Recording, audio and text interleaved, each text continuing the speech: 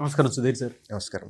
Degree finish చేసిన స్టూడెంట్స్కి golden period అంటే ఏది? అంటే ప్రస్తుతం ఉన్నదానికి. ఎందుకంటే కాంపిటేటివ్ ఎగ్జామ్ అంటే ఏది ప్రిపేర్ అవ్వాలో తెలియదు. సో దేన్ని పట్టుకుంటే ఖచ్చితంగా ఒక 1 ఇయర్లో సెటిల్ అవ్వడానికి అవకాశం ఉంటుందంటారా?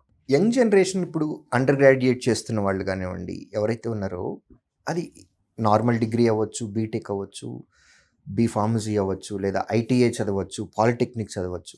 ఏదైనా సరే అంటే మనం చిన్నప్పటి నుంచి ప్రతి మనిషికి అబద్ధాలు చెప్తూ వచ్చామండి. 10th క్లాస్ అప్పుడు ఇదొక్కటి చాలా ఇంపార్టెంట్ అంటాం, ఇంటర్మీడియట్ అప్పుడు ఇది చాలా ఇంపార్టెంట్ అంటాం, గ్రాడ్యుయేషన్ అప్పుడు కూడా ఇది చాలా ఇంపార్టెంట్ అంటాం. తప్పు కాదు, మన లైఫ్లో మనకి ఇంపార్టెంట్ ఫేజెస్ కాబట్టి అవి వాళ్ళు ఇదొక్కటే ఇంపార్టెంట్ అని చెప్తూ వచ్చారు. బట్ పేరెంట్స్ కానివ్వండి, టీచర్స్ కానివ్వండి అసలు చెప్పటం మర్చిపోతున్నారు. చాలామంది మర్చిపోయారు.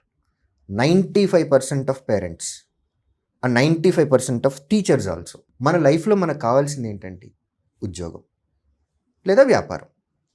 డబ్బు కావాలి మనకి. డబ్బు సంపాదించే మార్గాలు ఏంటి? ఏదర్ వ్యాపారం చేయాలి లేదా ఉద్యోగం చేయాలి. గ్రాడ్యుయేషన్ వరకు అంటే 10th క్లాస్ చదివేంత వరకు, ఇంటర్మీడియట్ వరకు కూడా స్టూడెంట్ చెయ్యి పట్టుకొని కాలేజీల దాకా తీసుకెళ్ళిన పేరెంట్స్ చేతులు గ్రాడ్యుయేషన్కి వచ్చిన తర్వాత ఏమవుతున్నాయి? ఇంటర్మీడియట్ వరకు మీ పిల్లల యొక్క పుస్తకాలు ఓపెన్ చేసి ఏం చదువుతున్నారు, ఎన్ని మార్కులు వస్తున్నాయి అని ట్రాక్ చేసినటువంటి పేరెంట్స్ యొక్క మనసు గ్రాడ్యుయేషన్కి వచ్చిన తర్వాత ఏమవుతుంది? పూర్తిగా వదిలేశారు.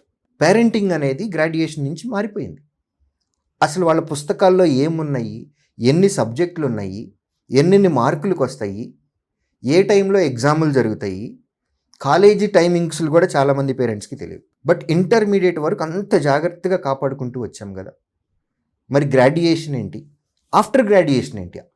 At most important. గ్రాడ్యుయేషన్ అయిపోయిన తర్వాత సర్టిఫికేట్ వస్తుంది, ఉద్యోగం వస్తుందా? లేదు కదా. మరి ఉద్యోగం రావాలి అని అంటే ఎన్ని రకాల ఆపర్చునిటీలు ఉన్నాయి. ప్రైవేట్ జాబ్స్ ఉన్నాయి, గవర్నమెంట్ జాబ్స్ ఉన్నాయి. గవర్నమెంట్ జాబ్స్ అంటే ఏమేంటి? సెంట్రల్ గవర్నమెంట్ ఉన్నాయి, స్టేట్ గవర్నమెంట్ ఉన్నాయి, పబ్లిక్ సెక్టర్ ఉన్నాయి. ఇలా ఎన్ని అవకాశాలు ఉన్నాయి అనేది స్టూడెంట్స్కి చెప్పటం పేరెంట్స్, టీచర్స్ మర్చిపోతున్నారు. ఫైనల్ ఇయర్లో ఉన్నప్పుడే ఎలాగూ మన ఆంధ్ర తెలంగాణలోనండి ఫైనల్ ఇయర్ బీటెక్ అవ్వచ్చు లేదా నార్మల్ గ్రాడ్యుయేషన్ అవ్వచ్చు, 2nd సెమిస్టర్ ప్రాజెక్ట్ వర్కేనండి. అంటే నిజంగా చెప్తే వాళ్ళు ఏం చేయరు ఆ టైంలో. అప్పటి నుంచే కాంపిటేటివ్ ఎగ్జామ్కి ప్రిపరేషన్ మొదలు పెడితే మనకు ఉద్యోగం తొందరగా రావడానికి అవకాశాలు ఎక్కువ ఉన్నాయి కదా.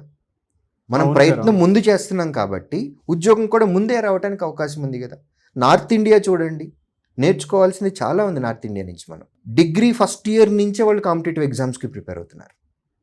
మరి ఆంధ్రప్రదేశ్, తెలంగాణ రాష్ట్రాల్లో మనం ఎందుకు ఆ ఓరియంటేషన్ తోటి వెళ్ళట్లేదు? ఇది స్టూడెంట్ తప్పు అయితే కానే కాదండి. స్టూడెంట్కి క్లారిటీ లేదు. డిగ్రీ తర్వాత ఏం చేయాలి ఆ క్లారిటీ లేదు తనకి. పేరెంటు చెప్పట్లేదు, టీచరు చెప్పట్లేదు. మరి తనకి ఎలా తెలుస్తుంది? ఆఫ్టర్ గ్రాడ్యుయేషన్ మీరు ఏం చేయాలనే క్లారిటీ మీరు తెచ్చుకుంటే, ఒక గ్రాడ్యుయేట్కి ఇండియాలో రాయడానికి 99 నోటిఫికేషన్లు ఉన్నాయి నాగరాజు గారు. 99 నోటిఫికేషన్లు. మేము లాస్ట్ 5 సంవత్సరాల యావరేజ్ తీసుకున్నాం. సంవత్సరానికి కనీసం 2.5 లక్షల ఉద్యోగాలు వస్తున్నాయి. నేను ప్రైవేట్ సెక్టర్ గురించి మాట్లాడలేదండి, పబ్లిక్ సెక్టర్ గురించి మాత్రమే మాట్లాడుతున్నాను. Central government, state government and then public sector jobs. సంవత్సరానికి యావరేజ్లో 2.5 లక్షల పోస్టులు గత 5 సంవత్సరాల కిందే వస్తూ ఉన్నాయి. స్టూడెంట్కి, మీ పిల్ల లేదా పిల్లవాడికి ఆ క్లారిటీ ఇవ్వండి. నువ్వు డిగ్రీ తర్వాత, బీటెక్ తర్వాత నువ్వు ఏం చేయాలనుకుంటున్నావు ఆ క్లారిటీ ఇస్తే వాళ్ళు ఫస్ట్ ఇయర్ నుంచో లేదా 2nd ఇయర్ నుంచో లేదా ఫైనల్ ఇయర్లో ఉన్నప్పుడే ప్రిపరేషన్ స్టార్ట్ చేస్తారు. నంబర్ ఆఫ్ నోటిఫికేషన్స్ ఉన్నాయండి. Banking sector, insurance sector, staff selection commission, railway exams, 4 major things. ఈ 4 నుంచి కనీసం 40 నుంచి 45 నోటిఫికేషన్లు వస్తున్నాయి ఎవ్రీ ఇయర్. ప్రతి సంవత్సరము వస్తున్నాయి. 40 నుంచి 50 నోటిఫికేషన్ల వరకు రాబోతున్నాయి. ఆపర్చునిటీస్ రాబోతున్నాయి అనే విషయం తెలిసి కూడా మనం ప్రయత్నం లోపం చేస్తుంటే తప్పు ఎవరిది?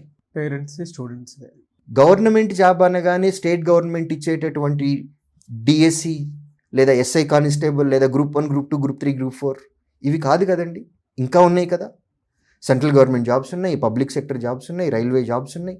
Opportunities are there. గత 5 సంవత్సరాలలో యావరేజ్లోనే 2.5 లక్షల పోస్టులు ఉన్నాయి బా ప్రతి సంవత్సరానికి. సో ఆపర్చునిటీస్ ఉన్నాయి కాబట్టి గ్రాడ్యుయేషన్ చదివేటటువంటి స్టూడెంట్కి ఆ క్లారిటీ ఇవ్వాల్సిన బాధ్యత, రెస్పాన్సిబిలిటీ పేరెంట్స్ తీసుకోండి, అలాగే టీచర్స్ కూడా తీసుకోండి.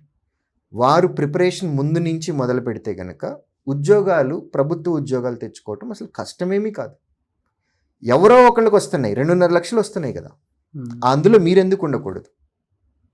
క్లారిటీ తెచ్చుకొని ప్రిపరేషన్ స్టార్ట్ చేస్తే వస్తుంది. Thank you so much Sudheer sir. Thank you.